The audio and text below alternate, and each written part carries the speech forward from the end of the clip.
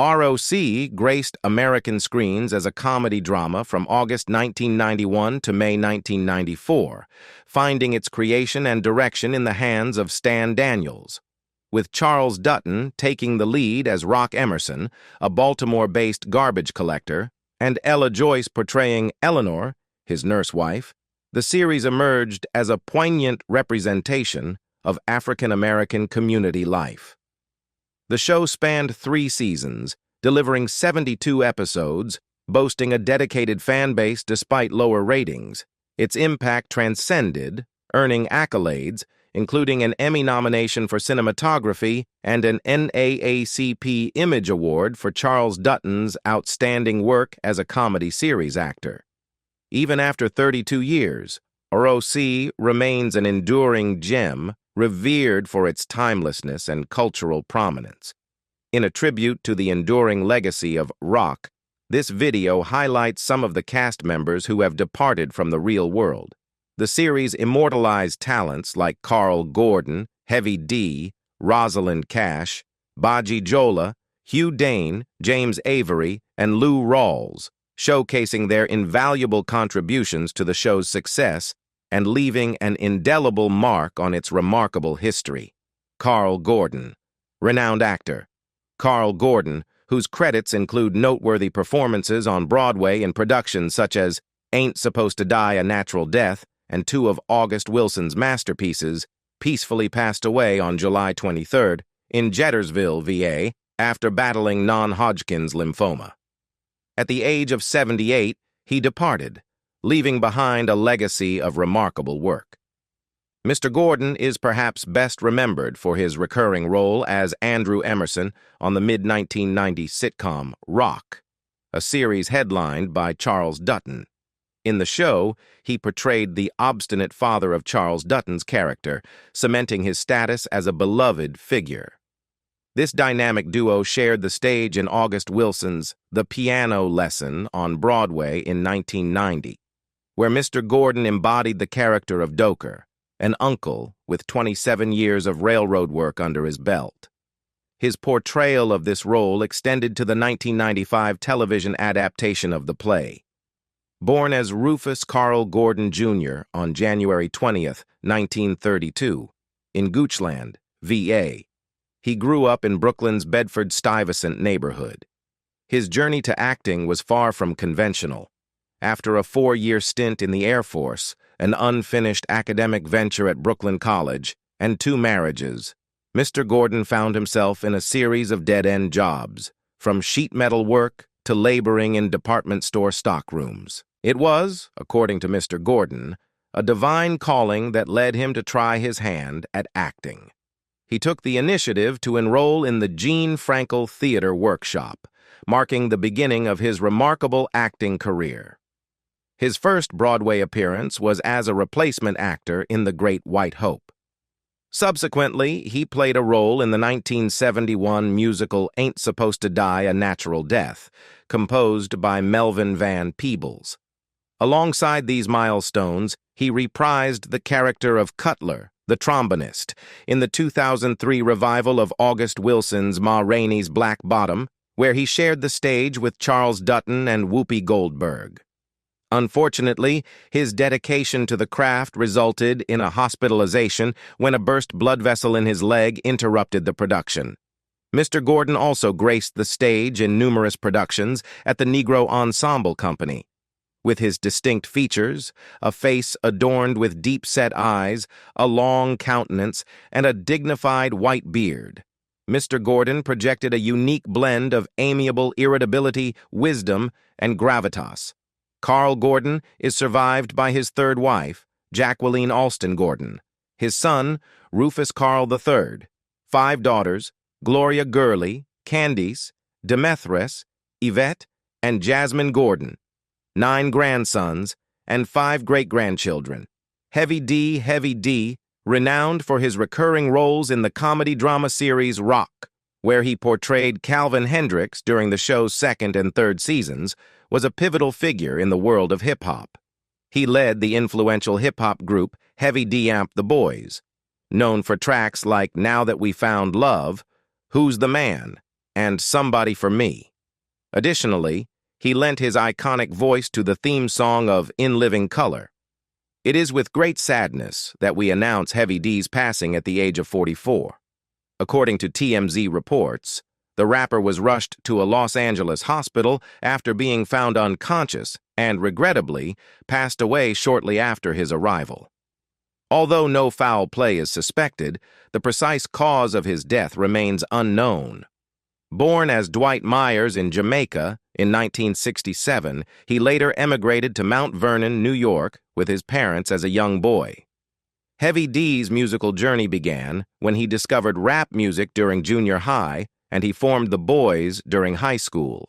Alongside his fellow artists DJ Eddie F., Trouble T. Roy, and G. Wiz, Heavy D recorded a demo that eventually landed on the desk of Def Jam executive Andre Harrell, a key player who had previously launched the careers of LL Cool J Beastie Boys and Run DMC.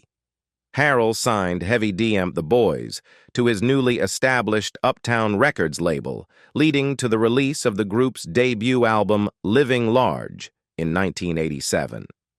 While Living Large did not immediately become a runaway hit, it was warmly embraced by the hip-hop community, partly due to the catchy hit The Overweight Lovers in the House. The group, however, hit its peak with the 1989 album Big Time, where Heavy D masterfully blended his lyrical prowess with a sound more akin to contemporary R&B, diverging from the styles of NWA or Public Enemy. This innovative approach bridged the gap between party-ready music and technically accomplished delivery. Heavy D fearlessly rapped about relationships while grooving to dance-worthy beats, epitomizing the spirit of early hip-hop. Rosalind Cash, a notable member of the primary cast of the comedic drama ROC, has sadly passed away. Cash portrayed Margaret Cater, Eleanor's ambitious mother, and had a recurring role, appearing in 3 episodes throughout the show's 3 seasons. Cash's theatrical career featured numerous highlights, including her participation in the 1962 revival of Fiorello, and her role as an original member of the Negro Ensemble Company, established in 1968. In 1973, she delivered a memorable performance as Goneril in King Lear at the New York Shakespeare Festival, alongside James Earl Jones as Lear. Cash also made an appearance on the New York area television program Callback, featuring musical director Barry Manilow. The episode in which Cash was featured was filmed on March 31, 1969, at the Village Gate in New York City, and subsequently aired on Saturday, April 19, 1969, at 3:30 p.m. on CBS. During the show, Cash performed God Bless the Child. Unfortunately, no recordings of this performance are known to exist. Her extensive television credits encompassed a wide range of series, including The Cosby Show, What's Happening, A Different World, Good Times, The Mary Tyler Moore Show, Frank's Place, Kojak, Barney Miller, Benson, ROC, Policewoman, Family Ties, Head of the Class, The Golden Girls, and L.A. Law. Cash's exceptional contributions to her craft earned her an Emmy Award nomination for her work on the public broadcasting service production Go Tell It on the Mountain. In 1996, she received a posthumous Emmy Award nomination for Outstanding Supporting Actress in a Drama Series for her role on General Hospital. Cash's filmography included notable works such as Omega Man, 1971, Clute, 1971, The New Centurions, 1972, with George C. Scott, Uptown Saturday Night, 1974, alongside Bill Cosby and Sidney Poitier, and Wrong is Right, 1982. Her final film appearance occurred in 1995 when she starred in Tales from the Hood.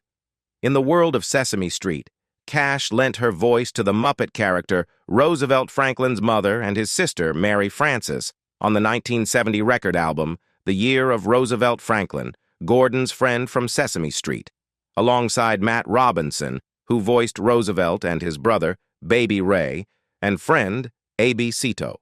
Cash never married or had children. She passed away on October 31st, 1995, at the age of 56, due to cancer at Cedars-Sinai Medical Center in Los Angeles, California. Bajja Jola.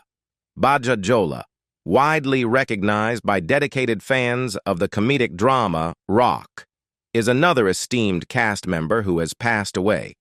Jola made appearances in just 2 episodes of the show, returning in 1994. Bajja Maidu Jola, born Bernard Bradley, was an American actor hailing from Brooklyn, New York, primarily recognized for his work within black cinema. He gained prominence for his roles in films such as Mississippi Burning, Penitentiary, A Rage in Harlem, and Who's the Man? Jola's career breakthrough came with his portrayal of Leon Isaac Kennedy's cellmate, the villainous, half-dead Johnson in the 1979 movie Penitentiary. This role paved the way for numerous appearances in feature films, including a significant part in Wes Craven's 1988 film, The Serpent and the Rainbow. He notably starred alongside Danny Glover in the 1991 film A Rage in Harlem and alongside Dr. Dre in Who's the Man in 1993. Besides his contributions to the cinematic world, Jola also made appearances in several television shows, including The X-Files, Nash Bridges, and NYPD Blue. His talent extended to the stage, participating in theatrical performances like Once in a Lifetime, 1981, Edmund, 1984, 2 on 27, Southern Rapture, 1993, and Dancing on Moonlight, 1995. Jola passed away due to a heart attack on January 8, 2005 in Los Angeles, California. Hugh Dane. Hugh Dane, another esteemed member of the ROC show's cast, has sadly passed away. Dane, known for his portrayal of Fred in the series, made appearances in just 4 episodes of the show. He achieved widespread recognition for his role as Hank, the head of security, on the television sitcom The Office from 2005 to 2013. Dane's journey in the world of professional acting commenced with a part in the 1989 video game It Came from the Desert, before transitioning to his initial television role in a 2-part episode of Hunter. In 1991, Dane ventured into the world of film with his first role as a corrections officer in the crime thriller Ricochet. Over the following years, he took on small roles in popular television series, including The Fresh Prince of Bel-Air, Hangin' with Mr. Cooper, Boy Meets World, Martin, Friends, Sister, Monk, and Girl Meets World. Dane received the most recognition for his portrayal of Hank, the head of security, in The Office. He also took on the role of a judge in Netflix's Wet Hot American Summer, First Day of Camp. In 1999, Dane made his return to film and acted in various movies, such as Restraining Order, Joyride, Reflections, A Story of Redemption, Ralph Ennop Stanley, Beautiful Dreamer, For Heaven's Sake, Starstruck, and Bridesmaids. Hugh Dane passed away on May 16, 2018, at the age of 75 due to pancreatic cancer. James Avery. James Avery is undoubtedly one of the iconic figures from the 90s entertainment landscape, leaving an indelible mark on the era. He briefly graced the comedy television drama ROC with his presence, appearing in a single season back in 1992. During the 1980s, Avery embarked on his career, making appearances in television series such as NBC's Hill Street Blues, Showtime's Brothers, in the role of Bubba Dean, Amen, FM, and L.A. Law. The 90s witnessed his ascent to stardom through his portrayal of Philip Banks in The Fresh Prince of Bel-Air, a character that earned a place in TV Guide's 50 Greatest TV Dads of All Time. Following the conclusion of The Fresh Prince of Bel-Air, he took on the leading role of Alonzo Sparks in the UPN comedy series Sparks, which enjoyed a 2-season run. Avery's extensive television roles also included Dr. Crippen in The Closer, Charles Haysbert in The Division, and the character of Michael Kelso's commanding officer at the police academy in the later seasons of That 70s Show. Avery's contributions extended to voice acting, with notable credits such as voicing Shredder in the first Teenage Mutant Ninja Turtles animated series, and James Rhodes' War Machine in the 1990s Iron Man series. Beyond the entertainment industry, he served as the commencement speaker at his alma mater, UC San Diego's Thurgood Marshall College, first in 2007 and then in 2012.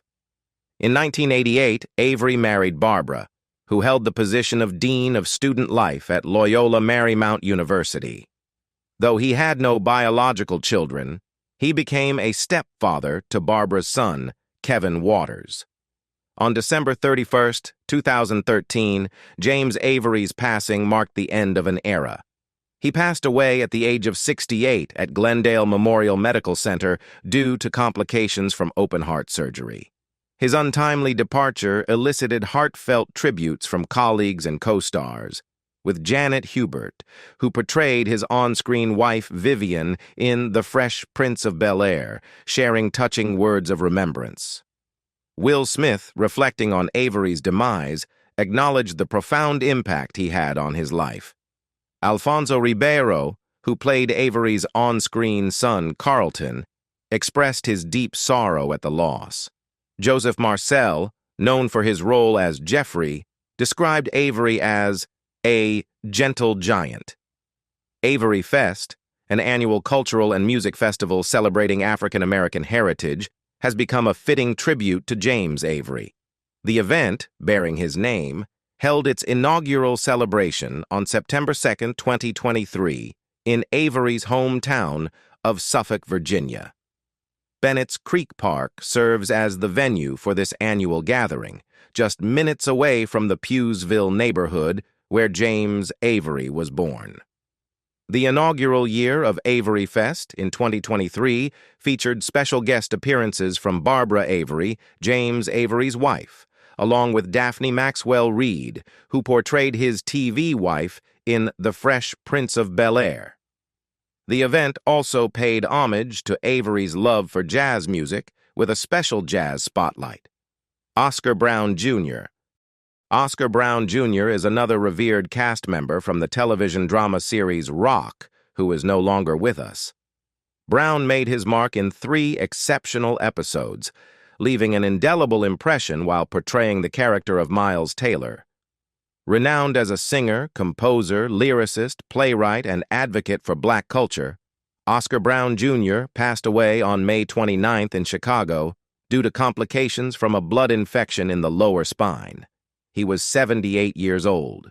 Brown emerged from Chicago and gained national recognition in 1960 as a vocalist with a distinctive jazz-infused, theatrically expressive style that resonated in the hearts of his audience. As an artist during the Civil Rights era, he was among the first to candidly reflect the joy and pain of the Black American experience. To younger music enthusiasts, Brown was a familiar face, notably remembered for his role as the sophisticated, knowledgeable host on the well-received PBS program From Jump Street, the story of black music in the early 80s. 2 decades earlier, he hosted Steve Allen's brief TV series, Jazz Scene USA. Brown's contribution extended to several well-received albums for Columbia Records in the early 60s, showcasing his vocals on well-known contemporary soul and modal jazz favorites. He reinvigorated these instrumental classics with his own unforgettable lyrics. Joel Dorn, producer of Sin and Soul and Then Some, emphasized Brown's exceptional talent, highlighting his diverse skills as a songwriter and musician. His albums may not have topped the charts, but his singles became adored by jazz aficionados and remained staple tracks on jazz club playlists. Brown also mentored young talents, notably discovering the Jackson 5 in 1968. His multifaceted career included an artist-in-residence role at various colleges, television production, and accolades, including local Emmys for his work in Chicago. At the time of his passing, Brown held the position of VP Emeritus, poet in residence, and directed spoken word and rap music for Nicktoons. Lou Rawls, the esteemed American record producer and singer, is among the cast members of the comedy show ROC, who has sadly passed away. Rawls made a memorable appearance in just one episode of the show, returning in 1994. Renowned for his velvet-smooth voice and lifelong dedication to community activism, Rawls left an indelible mark with his classic tunes, including the iconic "You'll Never Find Another Love Like Mine." At the age of 72, he succumbed to cancer at Cedars-Sinai Medical Center, where he had been receiving treatment for lung and brain cancer. His wife, Nina, was by his side during his final moments. Rawls was known for his remarkable vocal range, described by Frank Sinatra as the silkiest chops in the singing game. His voice resonated in various genres and mediums, becoming a recognizable figure through his commercials. Notably, he lent his voice to the famous tagline for Budweiser. Beyond his music, Rawls made significant contributions to charitable causes, playing a pivotal role in the United Negro College Fund telethons in the 1980s, which raised over $200 million. Throughout the 1960s, he actively engaged with schools, playgrounds, and community centers. Diagnosed with lung and brain cancer, Rawls disclosed that he had quit smoking 35 to 40 years ago. Reports suggest he explored both traditional and alternative methods in treating his cancer. Survived by his wife, Rawls leaves behind a legacy, his impact extending beyond his music career, shaping his commitment to charitable causes and his distinctive voice that left an enduring mark on his audiences. Thanks for joining us on this incredible journey. Your support, enthusiasm, and engagement have made this experience truly remarkable. Remember, our adventure doesn't end here. It's just a pause before our next chapter together. So keep the comments, likes, and shares coming. Let's continue creating, learning, and exploring. Until next time, stay awesome, stay curious, and keep shining.